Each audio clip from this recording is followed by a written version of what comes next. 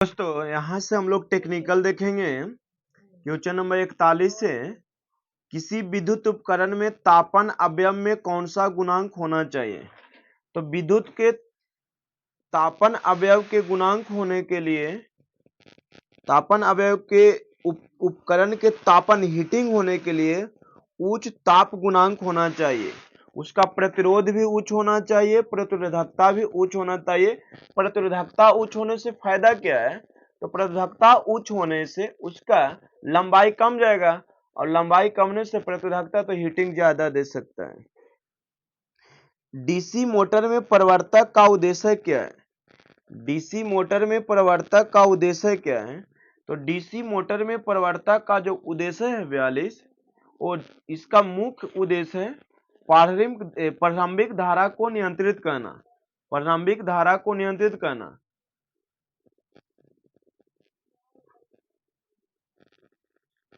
किसी केबल का कुचालक पदार्थ छीलने के लिए किसी तार को ऊपर से जो कुचालक पदार्थ होता है उसको छीलने के लिए चाकू को कितने कोण पर रखा जाना चाहिए?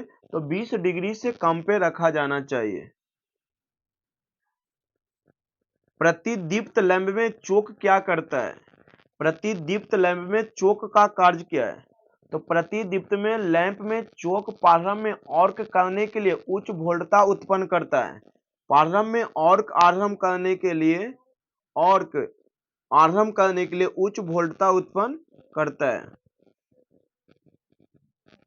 विशिष्ट प्रतिरोध का ऐसा मात्रक क्या होता है? तो ओम मीटर होता है। विशिष्ट प्रतिरोध का ऐसा मात्रक ओम मीटर होता है। ट्रांसफार्मर में टैप चेंजर का कार्य क्या है? ट्रांसफार्मर में टैप चेंजर का वोल्ट अनुपात को भार के अनुसार नियंत्रित करना। वोल्ट अनुपात को भार के अनुसार नियंत्रित करना टैप चेंजर का कार्य है। डीजल जनरेटर सेट में उपयोग होने वाले लुब्रिकेंट तेलों का नंबर क्या प्रदर्शित करता है? SAI क्या है?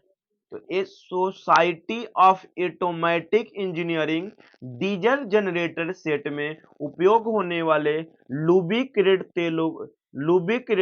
तेलों का सोसाइटी ऑफ ऑटोमेटिक नंबर का पता को प्रदर्शित करता है, मतलब स्यानता का पता लगाता है। कैंडेला निम्न में से किसका एसआई मात्रक है? तो कैंडेला ज्योति तीव्रता का एसआई मात्रक है। नियमानुसार किसी स्थापन में सरण धारा पूर्ण धारा के कितने भाग से अधिक होनी चाहिए? तो 1/1500 पार्ट से अधिक नहीं होना चाहिए। इंडक्शन मोटर में अधिकतम टॉर्क के उत्पत्ति का क्या शर्त है? इंडक्शन मोटर में अधिकतम टॉर्क के उत्पत्ति का क्या शर्त है? तो 50 का जो आंसर होगा, 50 का रोटर प्रतिरोध रोटर प्रतिघात के समान होना चाहिए। रोटर प्रतिरोध रोटर प्रतिघात के समान होना चाहिए। बैटरी पूर्ण रूप से आवेशित है। बैटरी पूर्ण रूप से आवेशित है, इसकी सबसे उत्तम जानकारी किससे मिलेगी? तो बैटरी पूर्ण रूप से चार्जिंग है। आवेशित मतलब चार्जिंग है। इसकी जानकारी वैद्युत अपघटनी के विशिष्ट घनत्व से मिलता है। वैद्युत अपघटनी के विशिष्ट घनत्व से मिलता है। एक जनरेटिंग स्टेशन इंटरकनेक्टेड होता है किसके लिए? तो आपूर्ति विश्वसनीयता के लिए।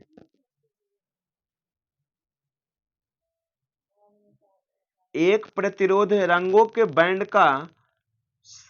बैंडों का सही क्रम भूरा, काला, हरा और सुनहरा। देखिए 12th क्लास में पढ़ना था कलर कार्बन कोड। तो R बराबर एक फॉर्मूला होता है AB गुने 10⁻⁶ प्लस माइनस D। AB क्या है? रंग। और 10C क्या है? तो देखिए ये हमारे, अगर आपका प्रतिरोध देखे क्या देखते होंगे? प्रतिरोध जो होता है उसमें कलर होता है, 3-4 रिकीम कलर होता है। जैसे ये पीला हो गया, ये हरा हो गया, ये ब्लू हो गया और ये उजला हो गया। तो ये जो हमारे कलर जो देख रहे हैं, तो ये पहला कलर ए बी का स्थान पे रखाता है और इस सी के स्थान पे ये वाला रखाता है डी। तो इसका एक कोड होता है, इसका एक क्या होता है, एक कोड होता है। तो इसका एक हम लोग कोड का इस्तेमाल करेंगे। तो कोड क्या है, तो एक ट्रिक बताते हैं, उसको याद रखिएगा, 0 से 9 तक रखिएगा। B B Rai, B B Roy, B B Rai, Great Britain, Britain, very good boy, good boy. ये क्या हुआ, 1 2 3 2 5 और 5 9 1 10 10। आपको 0 से 9 तक, ब्लैक के लिए 0, बियर से ब्राउन के लिए 1, रेड के लिए 2, ऑरेंज के लिए 3, पीला के लिए 4 और ग्रीन के लिए 5, फिर 6 के लिए क्या, ग्रीन के लिए 5 और ब्लू के लिए 6, अभी से वायलेट, वायलेट के लिए कितना होगा, तो 7 होगा और ग्रे के लिए 8 होगा और ब्लैक, ब्लैक के लिए फिर कितना हो जाएगा, 7 1 8 हो जाएगा, 9 हो जाएगा। तो इसका कलर कोड याद रखिएगा, B B Roy, Great Britain, very good boy.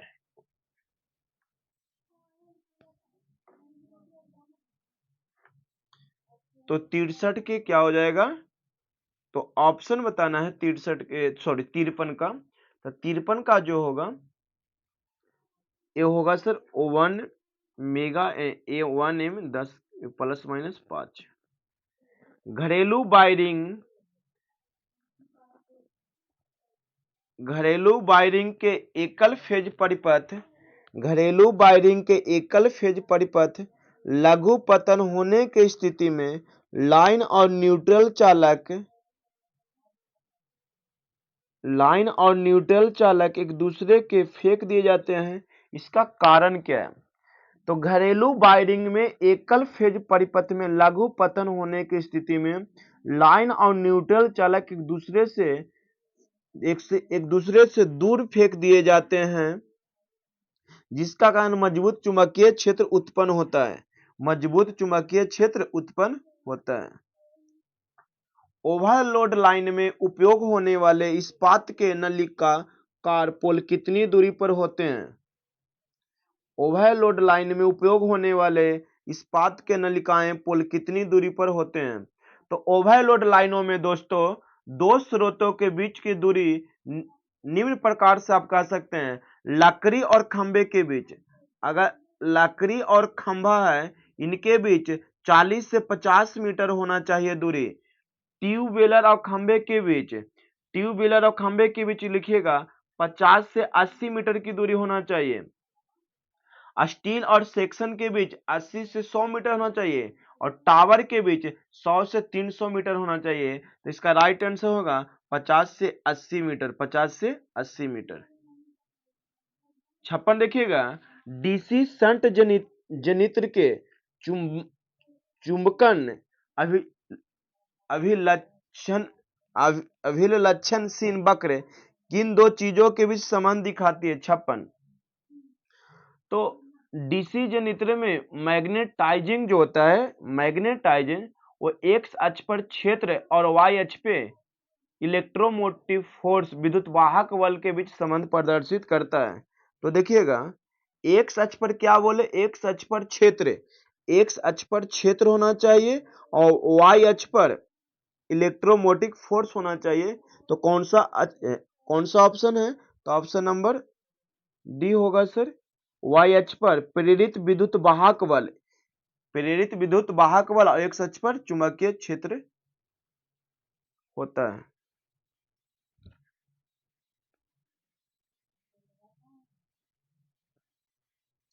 संतावन देखिएगा, प्रकाश स्रोत से किसी सतह पे प्रदीप्ति किस पर निर्भर करती है। संतावन, तो दूरी के वर्ग के प्रतिलोम समानुपाती होता है, मतलब 1 समानुपाती 1/d² होता है। ब्रेजिंग करते समय निम्न में से कौन सा पदार्थ सोल्डर के रूप में उपयोग किया जाता है? 58। ब्रेजिंग करते समय पीतल सोल्डर के रूप में प्रयोग किया जाता है। उसमें पीतल का टाका लगाया जाता है, इसलिए पीतल का ऑप्शन नंबर क्या हो जाएगा? पीतल का।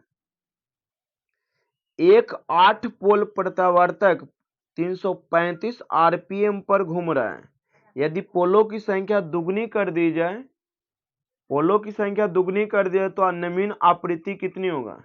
सर एक आपको फॉर्मूला बताए थे पीछे में, NS बराबर फॉर्मूला होता है 120 F बटा P। अब यहीं से आप एक फॉर्मूला निकाल सकते हैं। पोलो की संख्या बराबर आपको बताए थे कि P बराबर जब आप निकालिएगा तो P यहाँ चले जाएगा, तो F क्या है? फ्रीक्वेंसी। तो कितना दिया हुआ है वो आपको निकालना है, F बराबर। तो F बराबर क्या हो जाएगा? F बराबर आपको लिख देते हैं दोस्तों, तो F बराबर हो जाएगा NS गुने P बटा 120।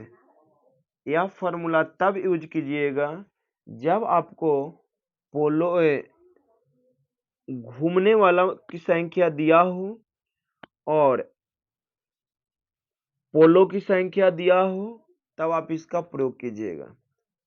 अतः लेकिन यहां ध्यान दीजिएगा, पोलो की संख्या दुगनी कर दी जाती है, तो सबको कोडिंग कर दे रहे हैं। देखिएगा, बना लीजिएगा, n बराबर 375, P बराबर 8, इसको दुगना कहना है तो दुगना कर देंगे, मतलब ये 16 हो जाएगा। और फॉर्मूला लगा के बैठा लीजिए, तो हल कीजिएगा तो कितना आएगा दोस्तों? तो हल करने पर 50 हटा जाएगा। डीसी मोटर की गति नियंत्रण करने के लिए कौन सी विधि दक्षता और उच्चतम वोल्टेज नियंत्रण प्रदान करती है? तो डीसी मोटर को गति नियंत्रण करने के लिए आर्मेचर वोल्टता नियंत्रण करता है। 61 देखिएगा, किसी परिपथ में जीनर डायोड सदैव किस तरह मुड़ा होता है? तो किसी अभिनत्र में जो जीनर डायोड है वो हमेशा अग्र अभिनति की ओर मुड़ा रहता है। निम्न में से किस उत्पादन प्लांट का रनिंग खर्च सबसे कम है? 62। तो हाइड्रो इलेक्ट्रिक उत्पादन प्लांट का रनिंग खर्च सबसे कम लगभग 0 होता है।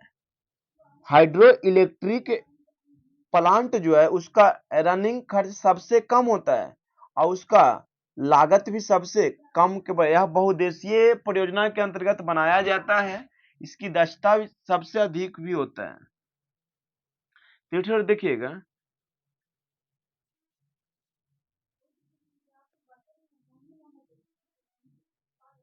तापीय उत्पादन प्लांट में वाष्प टरबाइन का कार्य क्या है? तापीय उत्पादन में वाष्प टरबाइन का कार्य क्या है? तो देखिए, तापीय उत्पादन में प्लांट जो लगा रहता है वहां वाष्प टरबाइन से उत्पन्न करके उस कार्य को उष्मा ऊर्जा में आंतरिक ऊर्जा में बदला जाता है। उस कार्य को उष्मा ऊर्जा को आंतरिक ऊर्जा में बदला जाता है। उष्मा ऊर्जा को आंतरिक ऊर्जा में बदला जाता है। जहां बहुत कम वोल्टता और अधिक धारा की आवश्यकता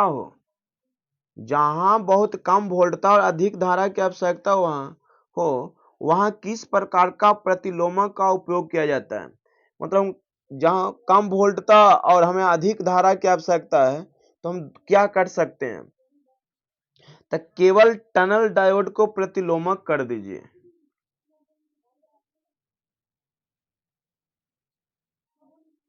एक उपापचयी ट्रांसफर द्वितीयक के संदर्भ में कौन सा कथन सही है? तो वोल्टता बढ़ती है, धारा कम होती है, केवीए स्थिर रहता है, याद रखिएगा। लघु पिच कुंडलन प्रत्यावर्तकों में क्या हानि होता है? 66। तो लघु पिच कुंडलन प्रत्यावर्तकों में कुछ वोल्टता कम हो जाता है, कुछ वोल्टता कम हो जाता है। यहाँ पे कुल वोल्टता कम लिखना चाहिए, लिखल है। एक पंप की प्रेरण मोटर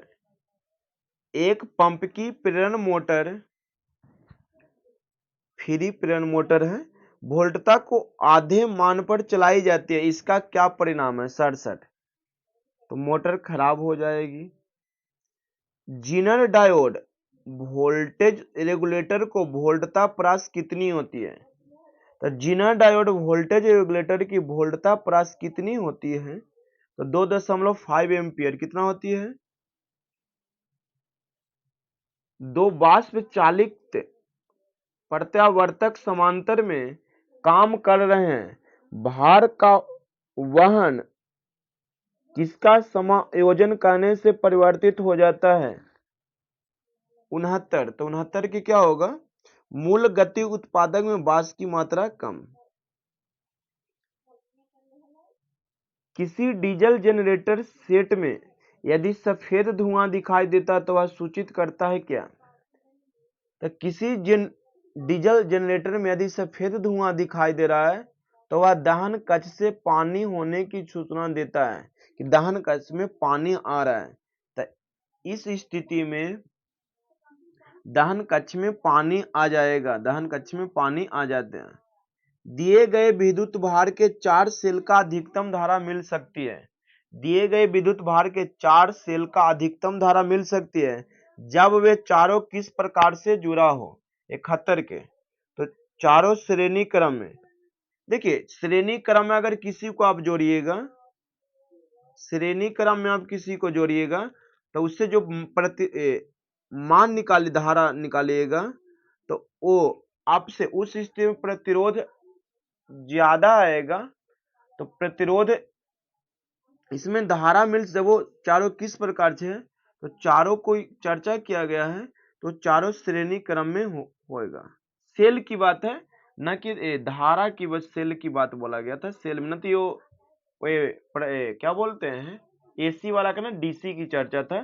तो चारों को आप श्रेणी कीजिएगा। देखिए अब एक बैटरी के यहाँ है, अब एक बैटरी के यहाँ है, अब एक बैटरी के यहाँ है, अब एक बैटरी, तो इसको जो है ना, यहाँ जो है ना, चारों को जो है ना, इसे श्रेणी क्रम कहा जाता है। तो श्रेणी क्रम में बैटरी को जोड़ने से ज्यादा धारा की प्राप्ति होगा।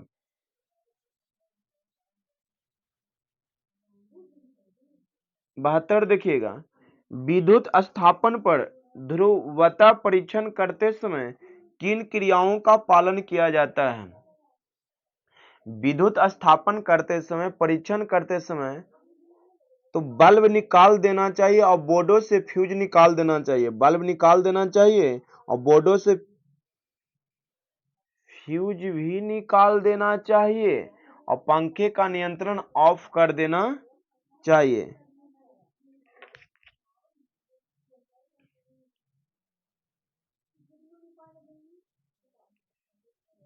यहाँ पे लिखा है फ्यूज लगा देना चाहिए, गलत है। फ्यूज बल्ब निकाल देना चाहिए, क्या होगा? निकाल देना चाहिए। यहाँ पे गलत दिया है ऑप्शन में।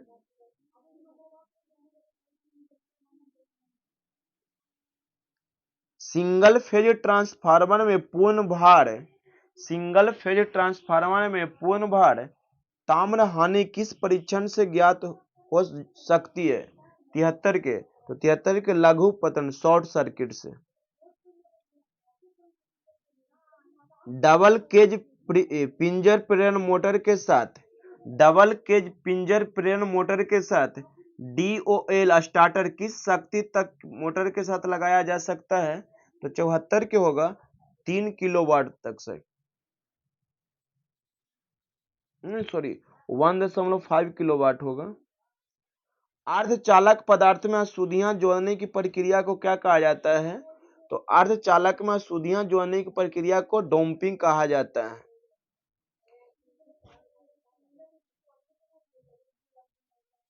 भारतीय विद्युत नियमन के अनुसार उच्च वोल्टता लाइन पर किसी मार्ग पर जमीन से कितनी न्यूनतम ऊंचाई पर होनी चाहिए? भारतीय विद्युत नियम के अनुसार उच्च वोल्टता लाइन पर किसी मार्ग पर जमीन के कितना न्यूनतम ऊंचाई पर होना चाहिए? तो 20 फीट के न्यूनतम ऊंचाई पे होना चाहिए।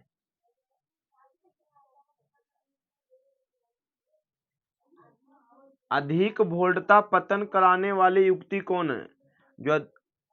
वैसा युक्ति जो अधिक वोल्टता उत्पन्न करता है, तो वह सर हमारे यूजीटी है। क्या सर? यूजीटी है, यूनिपोलर जैक्सन ट्रांसलेटर है। जब अर्धचालक डायोड अग अभिनति होता है तब वह क्या करता है? तब धारा प्रवाहित करता है। जिस संकेत को देखना हो वह CRO के किस टर्मिनल पे लगाया जाता है? तो ऊर्ध्व टर्मिनल पे लगाया जाता है। जिस संकेत को देखना हो CRO उसे किस टर्मिनल पे लगाया जाना चाहिए? तो ऊर्ध्व खड़ा लगाना चाहिए सर। किस स्थापन भूसंपकरण प्रतिरोध कम करने के लिए निम्न में से कौन सी विधि उपयुक्त है? अनेक भू इलेक्ट्रोड समांतर में जोड़ना चाहिए। देखिएगा क्वेश्चन नंबर 81, बहुफेजीय प्रेरण मोटर में जिससे स्टार या डेल्टा स्टार्टर लगाता है, प्रत्येक कुंडलन के छोरों पर वोल्टता कितनी होती है? तो ये हमारे √3 गुने √3 लाइन वोल्टता बटा √3 होता है। लाइन वोल्टता बटा √3 होता है। CFL मतलब CFL किसके समान सिद्धांत कार्य करता है? तो ये हमारे प्रतिदीप्ति लैंप के सिद्धांत पे कार्य करता है। प्रतिदीप्ति लैंप के सिद्धांत पे कार्य करता है। अच्छे कुचालक पदार्थ में निम्न में से कौन सा गुण होना चाहिए? 83। तो अच्छे पदार्थ में उच्च भंजक वोल्टता गुण होना चाहिए। उच्च भंजन वोल्टता होना चाहिए। पूर्ण तरंग दिष्टकारी में उर्मिका गुणक क्या सूचित करता है? 84। तो डायोड का सन्निधारण। एक संचरण लाइन में उप केंद्र 3 फेज ट्रांसफर कौन सा कनेक्शन किया जाता है? 85। Star delta. एटॉमिक संरचना के अनुसार निम्न में से किसमें धनात्मक आवेश होता है? 86। तो एटॉमिक संरचना के अनुसार प्रोटॉन धनात्मक एवं इलेक्ट्रॉन ऋणात्मक आवेश होता है।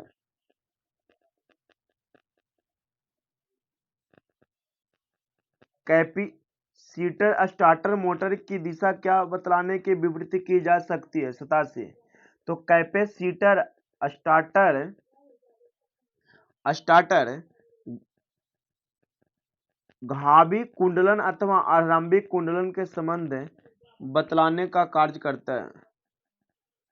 निम्न में से कौन सा भूमिगत केवल अधिकतम वोल्टता ले सकता है? 88। तो ऑयल पूर्ति केवल। डीसी जनित्र में क्रम विनियक का कार्य क्या है? कम्यूटेटर का काम क्या है? डीसी जनित्र में कम विनियक का कार्य क्या है? 89 देखिएगा। तो 89 क्या होगा? ऑप्शन नंबर बी, एसी को डीसी में परिवर्तित करना। एक ट्रांसफार्मर में पूर्ण भार पर हानि 1000 वाट है, तो आधे भार पर हानि कितनी होगी? तो देखिए, पूर्ण भार पर हानि 1000 वाट है, तो अर्ध लोड हानि पूर्ण बराबर दोनों बराबर होगा। अर्ध लोड हानि बराबर पूर्ण भार हानि गुने 1/2 होता है।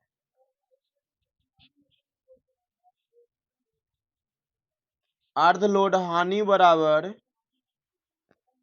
होता है पूर्ण भार हानि, पूर्ण भार हानि गुने 1/2 स्क्वायर। यहां से हल कीजिएगा तो कितना आएगा, 1000/4 कटेगा, 250 वाट कितना आएगा, 250 वाट आएगा। आंसर क्या होगा, 250 वाट। 100 वाट का वाटर हीटर, 100 वाट का वाटर हीटर 200 वोल्ट विद्युत सप्लाई से जुड़ा हुआ है। यदि एक महीने में 30 घंटे तक जुड़ा रहता है तो विद्युत के दाम 4 रुपया प्रति यूनिट है तो 2 महीने का बिजली बिल कितना होगा। तो सबसे पहले आपको यूनिट निकालना होगा।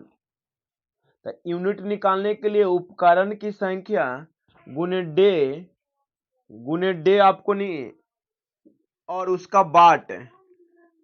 तो आपका टाइम दिया है 30 घंटा, महीना की चर्चा नहीं है, लेकिन भी बराबर कितना दिया है 200 और P बराबर दिया है 1000। तो फॉर्मूला देखिए एकदम सिंपल फॉर्मूला याद रखिएगा।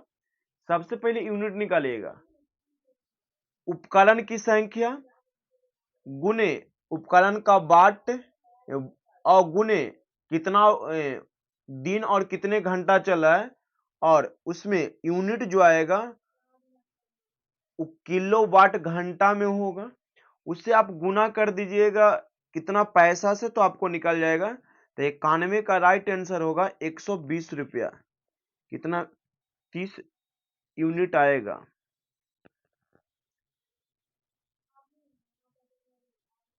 देखिएगा, श्रेणी ए एम्पलीफायर की परिपथ दक्षता किस विधि से बढ़ाई जा सकती है। श्रेणी ए की एम्पलीफायर की परिपथ दक्षता किस विधि से बढ़ाई जा सकती है। तो ट्रांसफर युग्मक भार से बढ़ाया जा सकता है, ट्रांसफर युग्मक भार से बढ़ाया जा सकता है। वर्कशॉप में भारी सामान उठाते समय, वर्कशॉप में भारी सामान उठाते समय अधिकतम भार शरीर के पैरों पर होना चाहिए। अधिकतम भार शरीर के किस अंग पर होना चाहिए, तो अधिकतम भार पैरों पर होना चाहिए। सीलिंग फैन जिससे धारा के पालन मोटर लगी है, स्विच बंद करने पर घूमती नहीं है। यदि उसे किसी दिशा में धक्के से घुमा दिया जाए तो इसका कारण क्या होगा। तो 94 बताइएगा। तो एक सीलिंग फैन जिससे संधारित आरएम मोटर है, स्विच बंद करने पर घूमने नहीं लगता है। यदि किसी दिशा में धक्के से घुमा दिया जाए तो वह घूमने लगता है। इसका मुख्य कारण खुला संधारित ओपन कैपेसिटर का प्रयोग किया जाता है। तो ओपन कैपेसिटर कौन सा हो जाएगा, तो सेंट्री खुला धारक, मतलब ऑप्शन नंबर सी नो, खुला धारक कैपेसिटर। विद्युत गीजर में ताप नियंत्रण किस तरह जुड़ा रहता है। गीजर जो होता है उसमें ताप नियंत्रण किस तरह जुड़ा होता है। तो विद्युत गीजर का ताप नियंत्रण तापन अवयव के श्रेणी से जुड़ा होता है, तापन अवयव के श्रेणी से जुड़ा होता है। प्रत्यावर्ती तरंग के रूप में वर्ग माध्यम मूल्य कितनी होती है, 96। तो तरंग रूप में आयाम पर निर्भर करता है, तरंग रूप में आयाम पर निर्भर करता है। 3 प्रतिरोध R1, R2 और R3 समांतर क्रम में जुड़े हुए हैं। यदि एक अतिरिक्त प्रतिरोध R4 इनके समांतर क्रम में जुड़े तो कुल प्रतिरोध कितना होगा। देखिए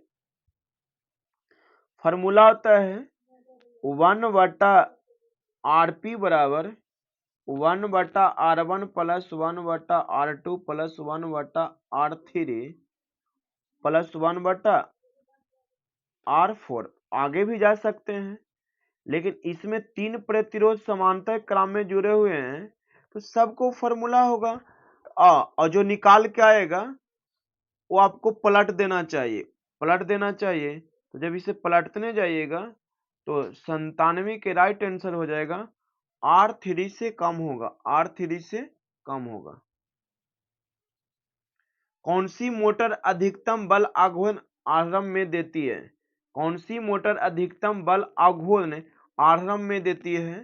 तो 98 क्या हो जाएगा? सार्वत्रिक मोटर, सार्वत्रिक मोटर।